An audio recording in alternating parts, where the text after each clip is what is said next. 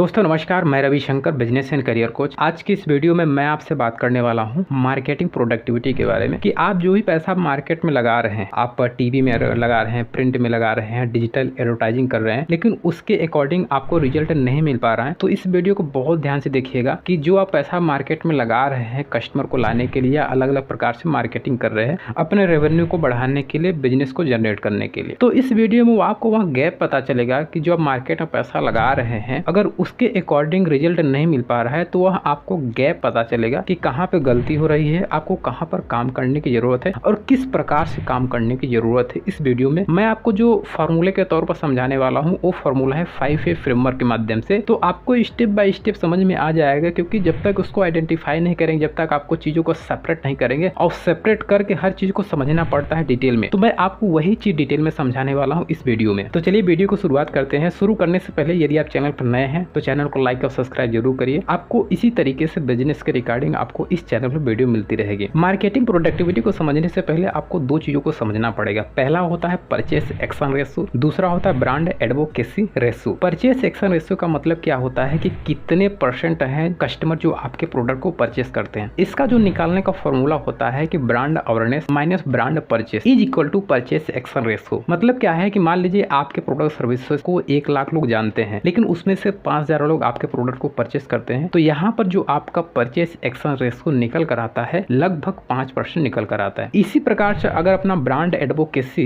Ratio निकालने की कोशिश करेंगे तो इसका जो फॉर्मूला होता है brand purchase minus brand advocate is equal to brand advocacy ratio. मान लीजिए आप ये प्रोडक्ट को 100 लोग परचेस करते हैं और उसमें से 10 लोग प्रोडक्ट परचेस करने के बाद दूसरों को बताते हैं, तो यहाँ पर जो आपका निकल कर आता है लगभग ब्रांड एडवोकेसी रेशो 10% निकल कर आता है। मतलब प्रोडक्ट लेने के बाद किसी दूसरे को बताते हैं, रेफर करते हैं कि भाई साहब इनका प्रोडक्ट अच्छा है, मस्त है, आप ले सकते हैं। तो इन्हीं दो चीजों को डिटेल में समझाने के लिए मैं 5A फ्रेमवर्क का इस्तेमाल करने वाला हूं। तो इस वीडियो को बहुत ध्यान से देखिएगा। आप जो प्रोडक्ट सर्विसेज है उसको समझ पाओगे, आप उसको सही से पोजीशन कर पाओगे और आप सही कस्टमर तक पहुंचा पाओगे। तो जो पहला एक होता है अवेयर। अवेयर का मतलब क्या होता है कि आपके प्रोडक्ट सर्विसेज के बारे में कितने लोग जानते हैं। सबसे पहला तो यही है कि आपके प्रोडक्ट सर्विसेज के बारे में जब लोगों को पता रहेगा तभी तो आपका प्रोडक्ट बिकेगा। तो सबसे पहला जो स्टेप होता है कि आपको अपने प्रोडक्ट सर्विसेज की अवेयरनेस को फैलाना है मार्केट में। उसका जो तरीका होता है, टीवी होता है, प्रिंट होता है, होर्डिंग होता है, डिजिटल एडवर्टाइजिंग होता है, तो आपको अलग अलग तरीके से मार्केटिंग करने की जरूरत है। पहला स्टेप। अब जो दूसरा स्टेप है अपील। मतलब अवेयर तो है लेकिन कितने लोग अपील कर रहे हैं, जानते तो हैं लेकिन कितने लोग आपको एक्चुअल मानते हैं। इसका मतलब क्या है कि कितने लोग आपके प्रोडक्ट सर्विसेज को पसंद करते हैं और आपसे कनेक्ट करने की कोशिश करते हैं। अगर लोग अवेयर हैं लेकिन अपील नहीं कर रहे हैं तो इसका मतलब क्या है कि आपको अपनी मार्केटिंग कम्युनिकेशन पर काम करने की जरूरत है, उसको इंप्रूव करने की जरूरत है। कि क्या है कि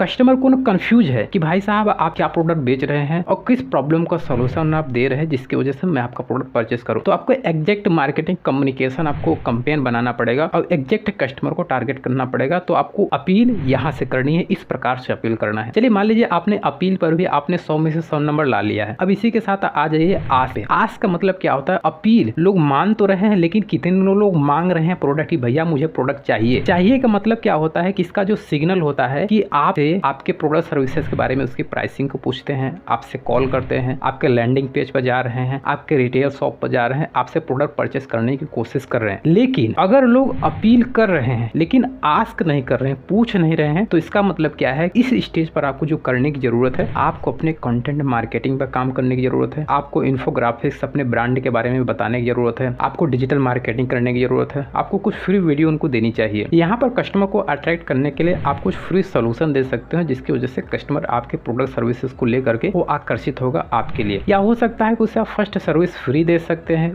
इसकी वजह से क्या होता है कि जब कस्टमर फ्री सर्विस लेगा तो आपके प्रोडक्ट से लगाव महसूस होगा, उसको पता होगा कि ये प्रोडक्ट मेरे काम का है या नहीं, वो एक्सपीरियंस कर पाएगा आपके प्रोडक्ट को। अगर आपने आस्क पर भी 100 में से 100 नंबर ला लिया, आपने जो तीसरे ए पर देखा था कि मतलब आस्क मतलब पूछ तो रहे हैं। अब जो चौथा पी है एक्ट है। एक्ट का मतलब क्या है कि एक्चुअल में कितने कस्टमर है जो आपके प्रोडक्ट को परचेस कर रहे हैं। अगर प्रोडक्ट परचेस कर रहे हैं अच्छी बात है। अगर लोग कॉल कर रहे हैं, फोन कर रहे हैं, आपके लैंडिंग पेज पर जा रहे हैं लेकिन प्रोडक्ट को परचेस नहीं कर रहे हैं, तो इसका मतलब क्या है कि आपको यहाँ पर अपने सेल्स की टीम की ट्रेनिंग करनी है, उनकी परफॉर्मेंस को बढ़ानी है। जो आपकी सेल्स टीम है उनके ट्रेनिंग प्रोग्राम पर काम करने की जरूरत है और आपको यहाँ पर अपना डिस्ट्रीब्यूशन नेटवर्क बनाना है जिसकी वजह से ज्यादा से ज्यादा आपका प्रोडक्ट सेल हो पाए और जो कस्टमर फोन कर रहे हैं उनको अच्छी सर्विस मिल पाए और आपका ज्यादा से ज्यादा जब प्रोडक्ट सेल होगा। चलिए मान लेते हैं आपके प्रोडक्ट को कस्टमर खरीद रहा है, लेकिन खरीदने के बाद कितने लोगों को एक्चुअल में बता रहा है। बताने का मतलब क्या है कि जो 5वां ए है एडवोकेट। एडवोकेट क्या है, प्रोडक्ट लेने के बाद क्या कस्टमर लोगों को आपके प्रोडक्ट सर्विसेज के बारे में बता रहा है या रेफर कर रहा है या नहीं कर रहा है। अगर कस्टमर रेफर नहीं कर रहा है तो इसका मतलब क्या है कि आपकी जो प्रोडक्ट की क्वालिटी है वो कमजोर है, वो वीक है, इस वजह से लोगों को नहीं बता रहा है। या तो फिर हो सकता है कि